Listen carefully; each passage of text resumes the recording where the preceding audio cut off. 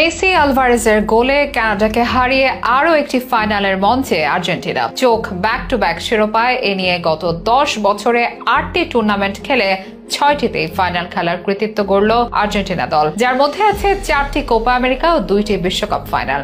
মেসির যুগে স্মরণীয় এক আর্জেন্টিনার সাক্ষী ভক্তরা। এই দলটি ইতিহাসের সেরা দল নাও হতে পারে, তবে মেসির যুগে আর্জেন্টিনাই সবার সেরা। আর্জেন্টিনাই সময়ের সেরা।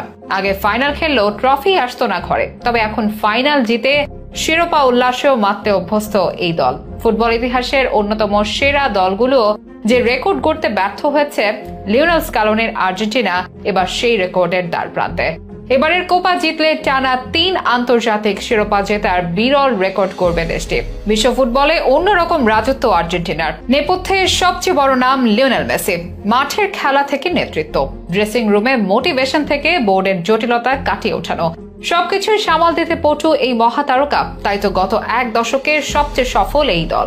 কিভাবে সম্মুখ নেতৃত্বে আর্জেন্টিনাকে সময়ের সেরা করে তুললেন মেসি, সেই গল্পটাই জানাবো আমাদের আজকের আয়োজনে।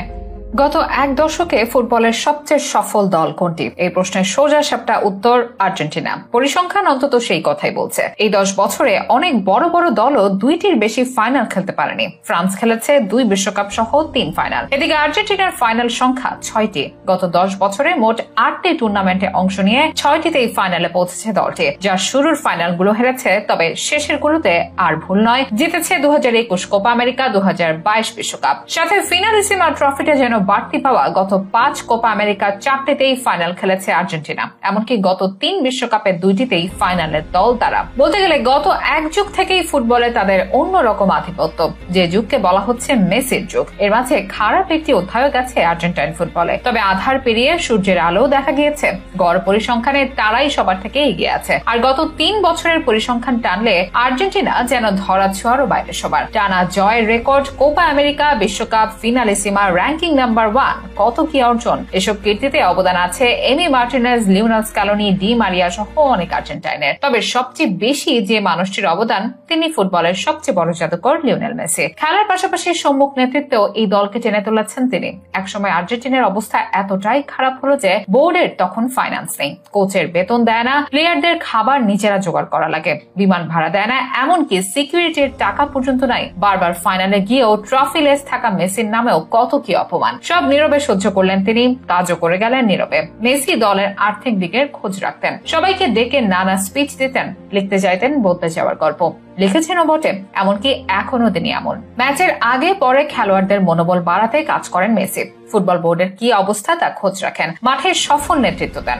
গোল করেন, গোল করান। মেসির এসব কৃতিত্বেই তাই আর্জেন্টিনা উঠেছে একের পর এক ফাইনালে, হার মানিয়েছে বাকি সব দলকে। আর এবারে আরো একটি রেকর্ডের দ্বার প্রান্তে মেসির আর্জেন্টিনা, যে রেকর্ডের সাক্ষী হতে পারেননি পেলে, পারেননি জিদান, কাকা, রোনালদো নাজারিও কিংবা দিয়েগো ম্যারাডোনাও। টানা 3 আন্তর্জাতিক শিরোপা জেতার রেকর্ড নেই দক্ষিণ আমেরিকার কোন দেশের। এবার সেটি হয়তো করতে যাচ্ছে লিওনেল স্ক্যালোনির শিষ্যরা। 2021 সালে কোপা আমেরিকা আর 2022 সালে বিশ্বকাপ নিজেদের ঝুলিতে পড়েছে লিওনেল মেসিরা। বাকি 2024 সালের কোপা আমেরিকা। স্বপ্নের এই ট্রেবলের চক্র পূরণ করতে আর্জেন্টিনার দরকার আরো একটি জয়। সোমবার সকালের ফাইনালে জিতলেই ফুটবলের বিরল এই রেকর্ড স্পর্শ করবে আর্জেন্টিনা। একই সাথে উরুগুয়েকে টপকে এককভাবে সর্বোচ্চ কোপা জয়ী দল হওয়ার সুযোগও আর্জেন্টিনার সামনে। আর এত সব কীর্তির পেছনে দারুণ অবদান মেসির। তিনি শুধু পারফর্মারই নন, তিনি একজন নেতা, যে নেতার ছোঁয়াতে সময়ের সেরা অবস্থানে এই দলটি।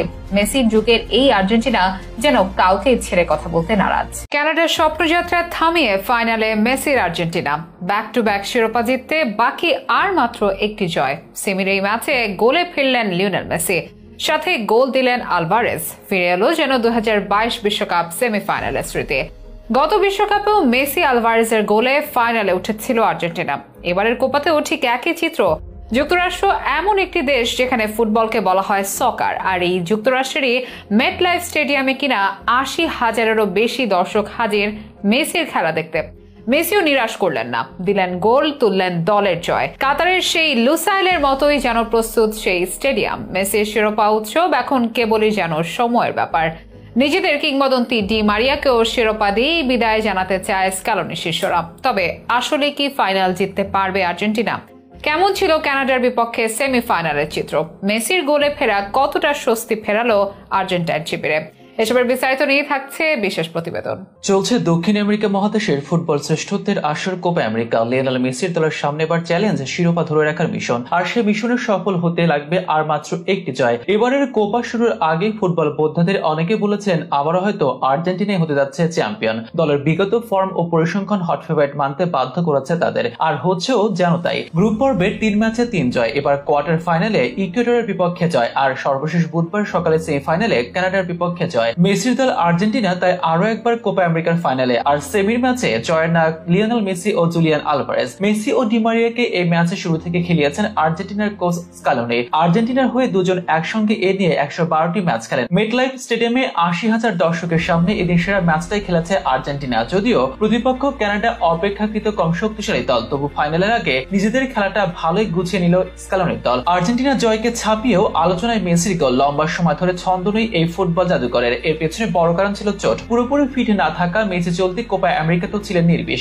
অবশেষে সেমিফাইনালে এসে প্রথম জালে দেখা পেলেন আর্জেন্টাইন অধিনায়ক। জানান দিলেন মেসি ফুরিয়ে যাওয়ার পাত্র নন। কানাডার বিপক্ষে ম্যাচের দ্বিতীয়ার্ধে জালের দেখা পেয়ে যান মেসি। এনজো ফার্নান্দেসের পাসে হালকা করে পা ছুঁয়ে দিয়ে চলতি কোপায় নিজের প্রথম গোলটি আদায় করে নেন তিনি। এর আগে আর্জেন্টিনার হয়ে ম্যাচের প্রথম গোল করেন জুলিয়ান আলভারেজ। মাঝ মাঠ থেকে আর্জেন্টাইন মিডফিল্ডার রদ্রিগো ডি পল বাতাসে ভাসিয়ে বল আলভারেজের সামনে ফেলেন। ডান পায়ে বলটি দারুণভাবে রিসিভ করে এক ডিফেন্ডারকে পেছনে ফেলে ঠান্ডা মাথায় গোল করেন আলভারেজ। ম্যাচের বয়স তখন 22 মিনিট, আর 2 হাফের 2 গোলে 2-0 গোলে জয় পায় আর্জেন্টিনা, পৌঁছে যায় ফাইনালে। গত বিশ্বকাপের সেমিতে মেসি ও আলভারেজের গোলে ক্রোয়েশিয়াকে হারিয়েছিল আর্জেন্টিনা। এবারের কোপা আমেরিকা সেমিতেও যেন ফিরে এলো সেই একই চিত্র। এবার ফাইনালেও কি একই রকম ভাবে শিরোপা উল্লাসে মাতবে মেসি বাহিনী? উরুগুয়ে ও কলম্বিয়ার মধ্যকার সেমি বিজয়ীদের মুখোমুখি হবে আর্জেন্টিনা, যেখানে জয় ছাড়া ভিন্ন কোনো ভাবনা নেই স্কালোনি শিষ্যদের। এটি লিওনেল মেসির শেষ কোপা আমেরিকা আর ডিমারিয়ার জন্য আর্জেন্টিনা জার্সিতে শেষ ম্যাচ। তাই শিরোপা উল্লাসেই এটিকে স্মরণীয় করে রাখতে চায় দলটি।